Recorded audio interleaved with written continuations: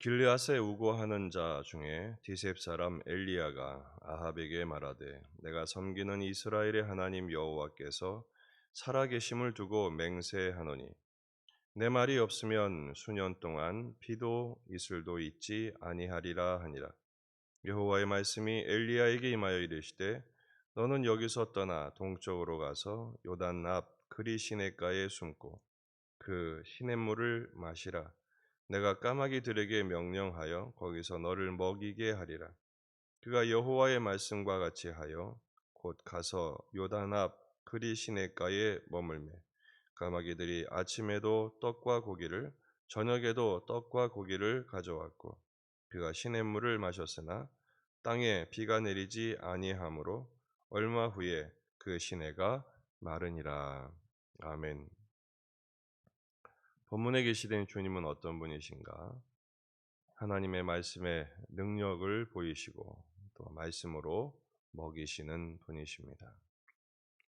본격적인 아합 시대에 대한 이야기가 펼쳐지면서 17장부터 엘리야 선지자가 등장을 합니다.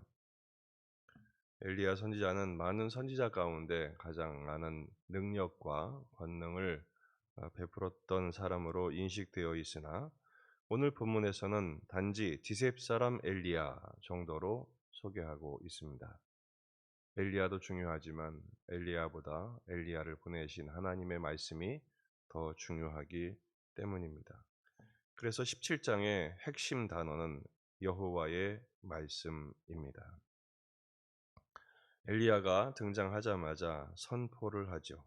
1절에 이스라엘의 하나님 여호와께서 살아계심을 두고 맹세하노니 내 말이 없으면 수년 동안 비도 이슬도 있지 아니하리라. 내 말이 없으면 엘리야의 말이 아니라 하나님이 엘리야에게 주신 말씀이 없으면 이란 뜻입니다. 여태까지는 비도 이슬도 누가 주신 거예요? 하나님의 말씀으로 주신 거죠. 근데 이제 하나님께서 그 말씀을 멈추시니까 비도 이슬도 없게 되는 것입니다. 이것이 왜 이렇게 중요하냐 하면 아합의 죄를 지금 고발하기 위함입니다. 아합의 죄가 뭐죠? 아합의 죄는 바알을 숭배하고 바알 신전을 짓고 바알 제단을 쌓았다는 것입니다. 북왕국도 하나님의 백성입니다. 하나님의 나라입니다. 그런데 하나님 백성의 왕이 이방신을 섬긴다는 것입니다.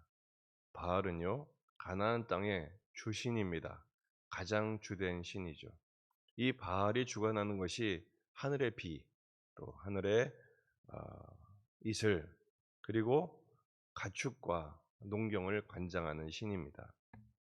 그러니까 가나안 사람들은 바알 없이는 농사 짓는 것이 불가능했어요.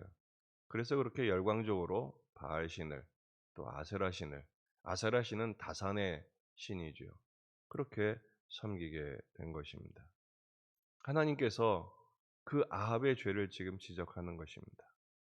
비도 내려주시고 이슬도 내려주신 것은 바알이 아니다.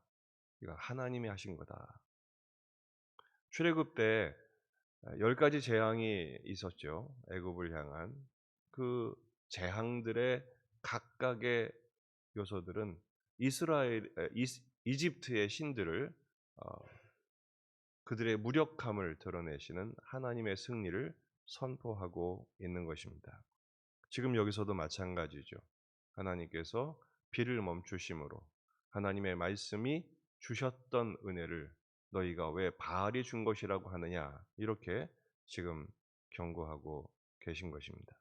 바알은 우상에 불과하다. 진정한 전능하신 하나님, 주권자 하나님은 여호와밖에 없다라는 것입니다. 신명기 11장 16절 말씀을 보면 너희는 스스로 삼가라. 두렵건대 마음에 미혹하여 돌이켜 다른 신들을 섬기며 그것에게 절함으로 여호와께서 너희에게 진노하사 하늘을 닫아 비를 내리지 아니하여 땅이 소산을 내지 않게 하심으로 너희가 여호와께서 주신 아름다운 땅에서 속히 멸망할까 하노라. 이미 하나님은 이스라엘 백성들이 이렇게 타락할 것을 예견하시고 경고하신 것입니다. 이방 신들을 섬기며 절하나? 그러면 내가 하늘을 닫아 비를 내리지 않겠다. 지금 그것을 그대로 이루신 것이죠. 아합이 바알을 그토록 숭배한 이유가 뭡니까? 그게 당시의 유행이라고 그랬죠. 어, 아합이 바알을 숭배한 것은 하나님이 미워하시는 우상 숭배라 할지라도 또 나라는 계속 번성했어요. 풍년도 계속 왔고요. 그러니까 자신뿐 아니라 누구도 막질 않았어요. 결과만 보고 원인에 대해서는 묻지를 않은 것이죠. 하나님께서 그것을 지금 정확하게 지적하시면서 경고하십니다. 하나님의 말씀이 주신 거다. 내 말이 없으면, 하나님 말씀이 없으면 아무것도 없다. 여러분, 왜 하나님께서 가끔 비도 안 내리시고 또 때로는 너무 많이 내리시고 이렇게 될까요? 하나님의 말씀의 은혜를 바라보지 않은 까닭입니다. 우리 다시 한번 살펴보아야 합니다. 결국은 하나님의 말씀대로 가뭄이 시작되었습니다. 이게 3년 반이지만 사실은 가뭄이 계속되는 순간은 이게 1년이 갈지 10년이 될지 아무도 모르는 거죠. 절망적인 상황이 되는 것입니다. 놀랍게도 그런 가뭄에서도 하나님은 하나님의 사람을 먹이십니다. 3절을 보면 너는 여기서 떠나 동쪽으로 가서 요단 앞 그리 시내가에 숨고 그 시냇물을 마시라. 내가 까마귀들에게 명령하여 거기서 너를 먹이게 하리라.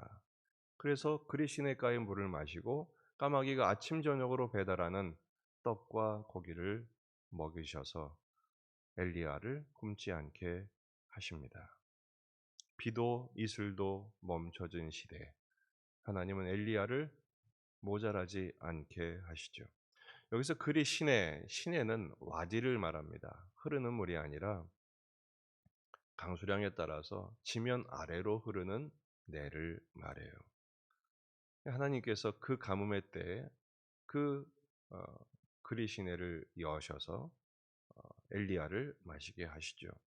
원래 까마귀는 부정한 짐승입니다.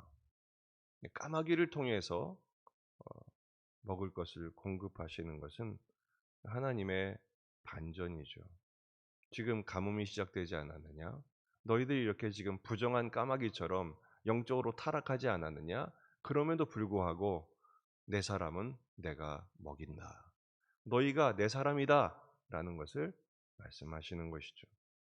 그리고 이렇게 까마귀를 통해서 떡과 고기를 공급하시는 것은 다시 한번 이스라엘 백성들에게 출애굽 시대를 상기시켜 주시고 있는 것입니다. 출애굽기 16장 12절 말씀 내가 이스라엘 자손의 원망함을 들었노라 그들에게 말하여 이르기를 너희가 해질 때에는 고기를 먹고 아침에는 떡으로 배부르리니 내가 여호와 너희의 하나님인 줄 알리라. 이스라엘 백성들이 고기가 없다고 원망하고 불평했을 때 하나님이 주신 말씀이에요. 그들이 원망하고 범죄하고 고집을 부려도 하나님은 그들에게 먹을 것에 대하여서 물과 떡과 고기에 대해서는 언제나 넘치도록 부어주셨어요. 왜 그렇습니까? 신실하신 하나님을 깨닫게 하기 위함입니다. 그 광야 시대에 하나님께서 이렇게 먹이신 것처럼 지금 기갈의 시대에 엘리야를 먹이시지요. 지금 다른 사람들은 다 굶어 죽고 있습니다. 기갈이 너무 심해졌기 때문입니다. 근데 여러분, 이 가뭄의 실체는 무엇일까요? 단지 물이 없는 가뭄이 아니죠. 우리가 잘 아는 아모스 8장 11절은 하나님이 기근을 내리시는데 양식이 없어, 물이 없어 주림과 가람이 아니라 여호와의 말씀을 듣지 못한 기갈이라. 이렇게 말씀하고 계십니다. 말씀이 없는 시대에 비를 멈추십니다. 그러나 하나님의 말씀을 붙든 사람에게는 마실 물도 주시고 떡과 고기도 하나님이 보장하시는 것이죠. 엘리야의 뜻이 뭘까요? 여호와는 나의 하나님이시다라는 뜻입니다. 여러분, 하나님만 우리의 주님이심을 믿으십니까? 그렇다면 그 주님의 말씀을 우리의 생명으로 여겨야 합니다.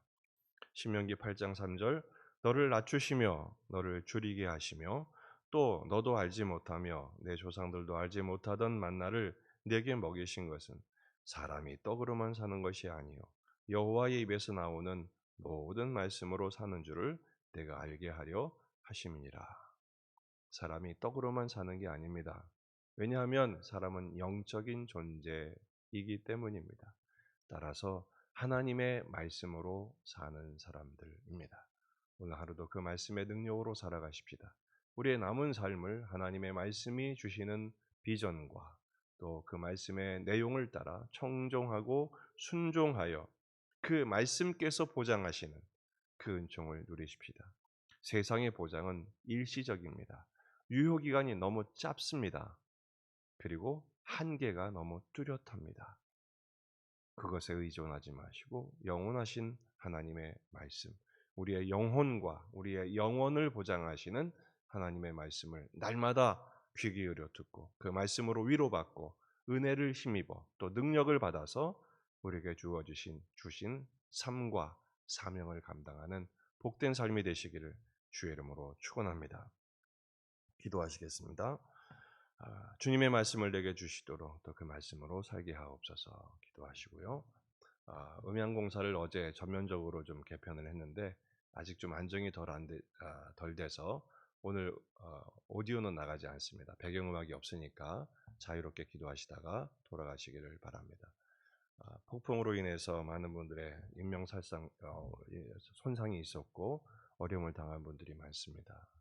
속히 복구될 수 있도록 기도하시고 우리 환우들을 위해서 항암 투병을 하고 있는 분들을 위해서 기도해 주시고 여러분 자신과 또 우리의 삶에 주어진 숙제들을 주님께 맡겨드리며 기도하시면 좋겠습니다. 다 같이 기도하시겠습니다.